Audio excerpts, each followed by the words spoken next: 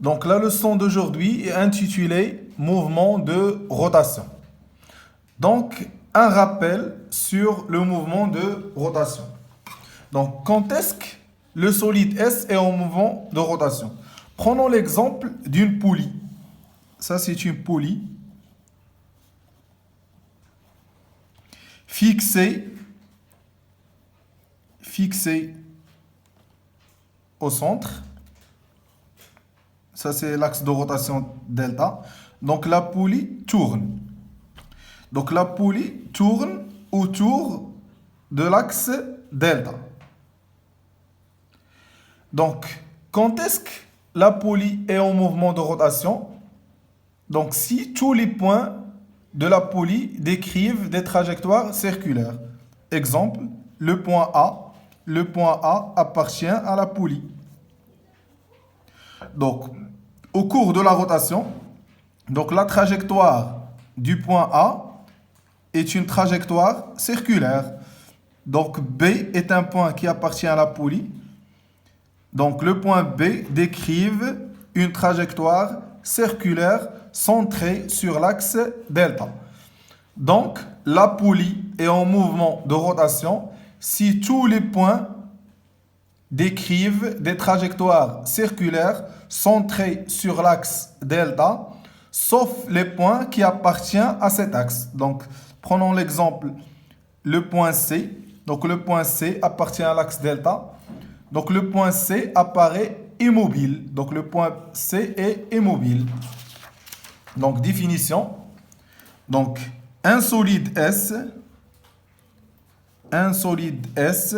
est en mouvement de rotation autour d'un axe fixe delta. Donc, si tous les points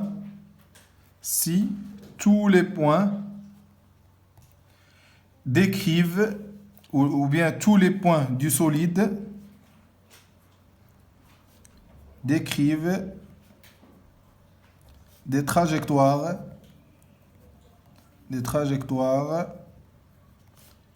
circulaires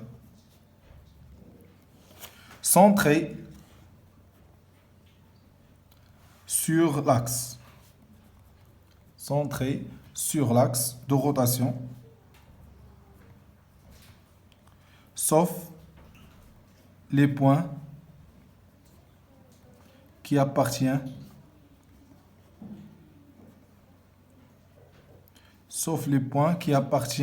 à cet axe.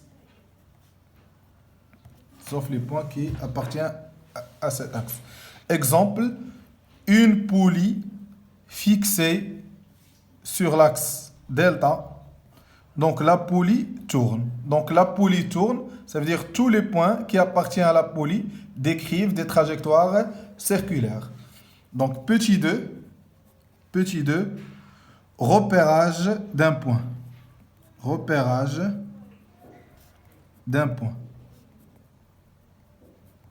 En mouvement. Donc, pour repérer la position d'un point qui appartient à un solide en mouvement de rotation, on utilise ce qu'on appelle l'abscisse curviligne. Donc, prenons l'exemple d'une poulie tourne, ça c'est l'axe X, ça c'est l'axe Y. Ça c'est une poulie tourne. Donc la poulie fixée en delta, ou bien le point O. Donc la poulie est fixée en haut, ça c'est le sens de la rotation. Si on prend le point, par exemple le point M, donc le point M est repéré par un angle θ. Donc le point M qui appartient à la poulie est repéré par un angle θ. Donc l'angle θ c'est l'abscisse angulaire. Donc pour repérer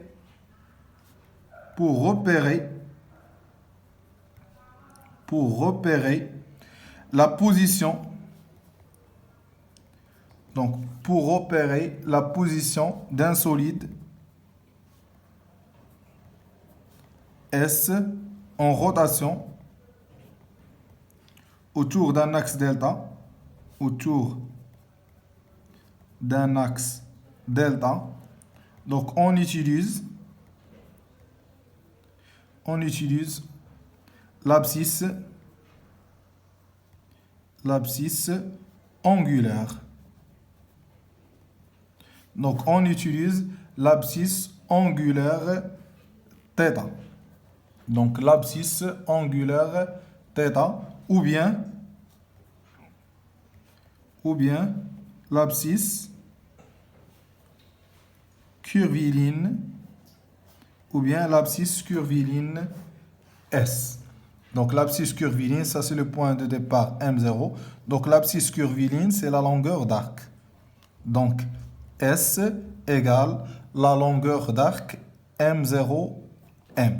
Donc soit on utilise l'abscisse angulaire θ, c'est l'angle entre le vecteur OM0, OM. Ça c'est l'abscisse angulaire. Ou bien l'abscisse curviline. S, c'est l'arc M0, c'est l'arc M0M.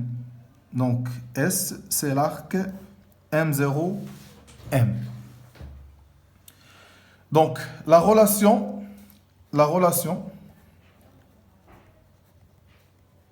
entre S et θ. Ça veut dire la relation entre l'abscisse curviline et l'abscisse angulaire.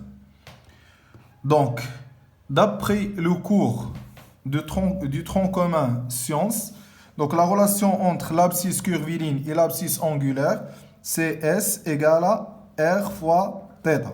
Donc c'est S égale à R fois θ. Donc S, c'est la longueur d'arc. Donc S, ça c'est l'arc. θ, ça c'est le rayon de la rotation, R.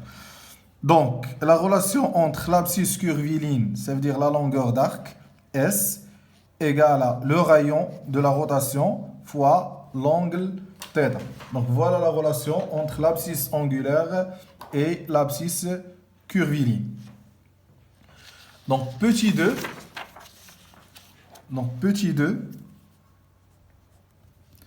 la vitesse angulaire et la vitesse linéaire. Donc, quelle est la relation entre la vitesse angulaire et la vitesse angulaire? Donc, par définition, la vitesse angulaire est notée θ point. Donc, θ point, c'est la vitesse angulaire. Donc, par définition, θ point, c'est la dérivée de l'abscisse angulaire. Donc, θ point, c'est la dérivée de l'abscisse angulaire. Donc, l'unité, c'est en rad par seconde. Donc, l'abscisse angulaire, c'est θ point. Soit θ point, ou bien noté oméga. Donc, par définition, l'abscisse angulaire θ point, c'est la dérivée de l'abscisse, la vitesse angulaire θ point égale à la dérivée de l'abscisse angulaire par rapport au temps. Et la vitesse linéaire,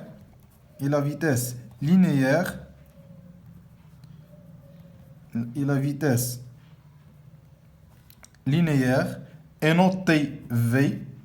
Donc, par définition, la vitesse linéaire, c'est la dérivée de l'abscisse curviline. Donc, la vitesse linéaire égale la dérivée de l'abscisse curviline par rapport au temps.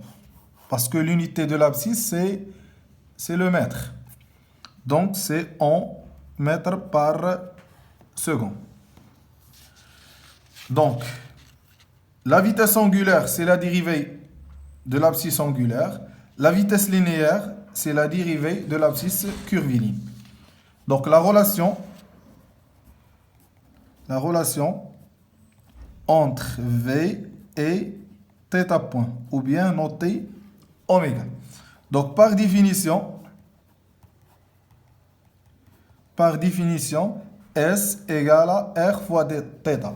Donc, je dérive cette relation. Donc, je dérive S et je dérive r fois θ. Donc, puisque s égale à r fois θ, ça veut dire la dérivée de s égale la dérivée de r fois θ. Donc, la dérivée de s par rapport au temps égale la dérivée par rapport au temps de r fois θ. Donc, r est une constante. Donc, il sort. Donc, la dérivée de s par rapport au temps égale à r fois la dérivée de θ par rapport au temps. Or, la dérivée de l'abscisse curviligne, ça c'est la vitesse linéaire, égale à r fois la vitesse angulaire. Donc, voilà la relation. Donc, la vitesse linéaire égale le rayon fois θ point. Ça, c'est la relation entre la vitesse linéaire et la vitesse angulaire. Donc, petit 3, c'est l'accélération. C'est l'accélération angulaire. Donc, l'accélération angulaire. Puisque la vitesse angulaire, c'est la dérivée de l'abscisse angulaire, donc par analogie, l'accélération angulaire, c'est la dérivée de la vitesse angulaire. Donc, par définition, donc